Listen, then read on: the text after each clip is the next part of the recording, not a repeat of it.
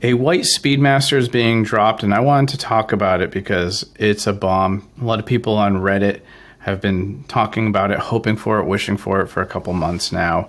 And although there's been a couple white-faced Speedmasters before, or at least one of them that I know, it's been gorgeous. And I've seen the pictures that we'll show in just a minute, and I think that this is going to be a really big watch for the Speedy collection. Out of the 100,000 different kinds of Speedmasters, I think this one's really going to stand out for sure.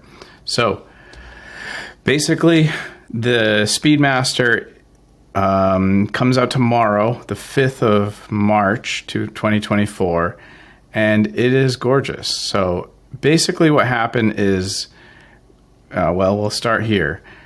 Daniel Craig he just was at an event or something, and he was wearing the watch that is not out right now. So this watch will be released tomorrow, and we're going to just kind of like pick apart just the things I like.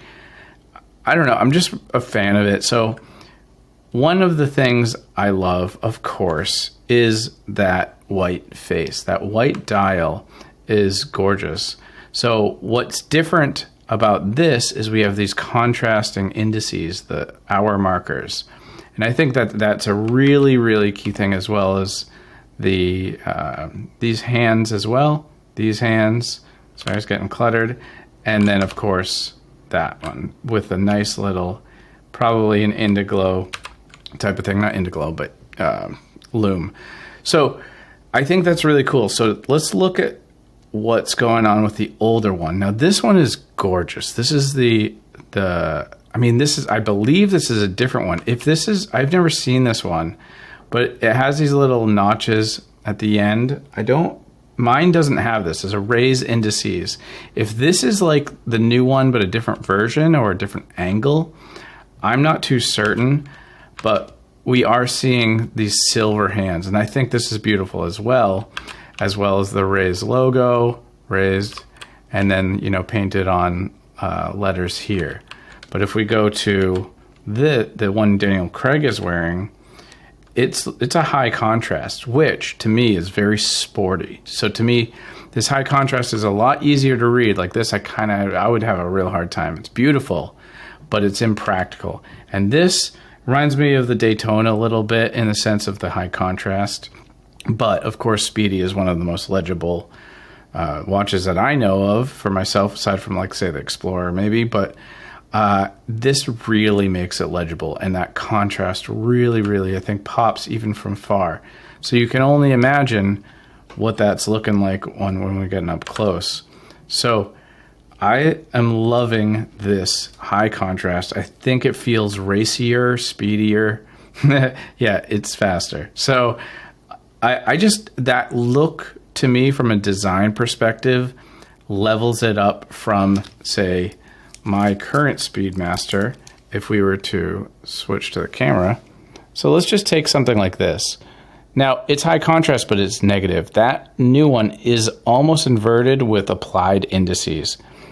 I feel like my Omega, it's good, but it's a little bit boring. That's one of the things. The white version feels fresh. It feels fun. And honestly, I would trade the black, even though this seems like it might go with more. That the Speedmaster as a watch, to me, I wear this more than any other watch. And it hits this balance between casual and dressy. And I feel like the white can bring it dressier, but then that contrasting hour markers and all of the indices and all of that, those things inverted, feels like it's sportier. So it's like elegant and held in like any way that you are, whatever your personality, if you're rough around the edges, you get to be able to kind of wear it and not be so fancy. It's also just kind of has a lot of character. It's balancing this line of casual and not. As you can see too, moving on, it has the new Speedy bracelet, which I really like. I wish I had that. I think it's like very presidential bracelet, even though it just, you know, just like the lines almost seeming like they're in closer, and that's all it is. The rounded edges, like that part, that is like really big deal when we think about the details and design. There's just that much more shine when we look at something like here. There's like more of an edge. Then we take mine, which is still brushed as well. Let me switch here to something like this where it's very, very flat, right? So the normal older Speedy has the brush interlinks, if that's what they're called. And it's, to be honest, by comparison, it's boring. It's boring. It's just not as good of a bracelet than the current new model. So that being on it is really great, as well as one of the upgrades in the last one, the other 321. This is a 321 caliber movement, by the way, but they did keep the larger crown. So they're doing that. So it's pretty much the same case, but they're probably changing the dial, and that's likely only difference from the other 321. But it's really good, and I really like what they're doing here. I couldn't find many pictures at all when we're looking at this. I was hunting all over the place. And I couldn't tell. Some people are talking about it being a super racing version, but I can't get a close look to see if there's anything extra. And it doesn't look like there's any checker marks in the bezel.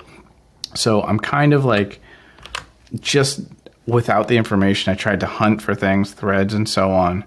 But to be honest, I just couldn't find much on it. So we're sitting here, or I am, with not a lot of information on the watch.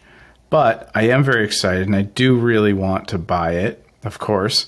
And I think that, you know, Speedmaster is this ubiquitous watch that fits into the fan person.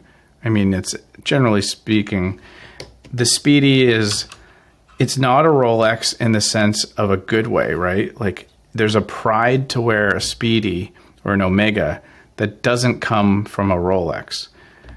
Because to me, I think Omega and Rolex are like head to head all the time. That's who they compete with. And when I wear the Omega, it's like a little bit more sleeper. You know, the number one brand and one of the number one brands in the world is Rolex as a brand. And it has nothing to do with their product or watch. But a Rolex, since it's such a big brand, there's no room for interpretation, and it's still not growing, and they're kind of set in their ways. Where Omega, they have this freedom of growing and being better, and every little watch has a little bit of flavor that can be elevated. So to me, this elevates Omega quite a bit versus, like, say, a White Seamaster. It's awesome, but then we have the White Speedy, and it just brings it somewhere else as a brand. It makes me feel like, okay, Omega, you keep doing things that I really want.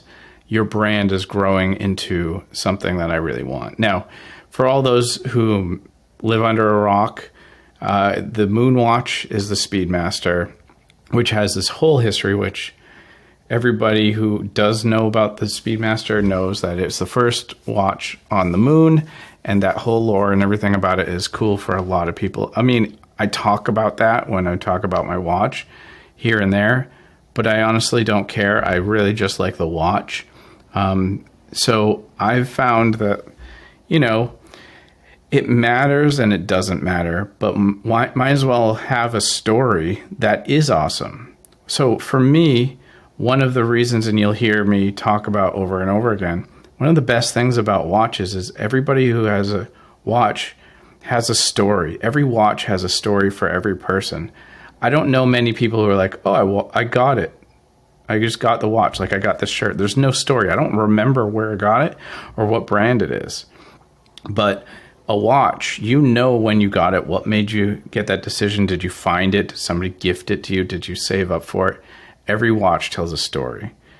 And I think that this Omega already has the story, the White Speedy, however, whatever the name is, Ultraman, I don't know what they're calling it, but already to me, it's this watch that, you know, for the past 6, 7, 8 months, I have not really been interested in watches. It's just been kind of like, meh. And this is like the spark that's bringing me back, going, oh, right, there's my love. Thank you, Omega, for re-sparking all of that. Now, if you're ever looking for your own watch and you want a little bit of guidance and have us just play matchmaker for you, what's the right watch for you, what is in your story, hit us up, Tailored Timepieces, here on YouTube now. And by the way, my name is Jeff Boncristiano. I'm going to be making videos for Tailored Timepieces as much as I possibly can. And, you know, just talking watches, news, insights, everything. So you can find us here, of course, subscribe. Also on Instagram as well. And so don't forget to hit us up if you're looking for a watch. Till next time, cheers.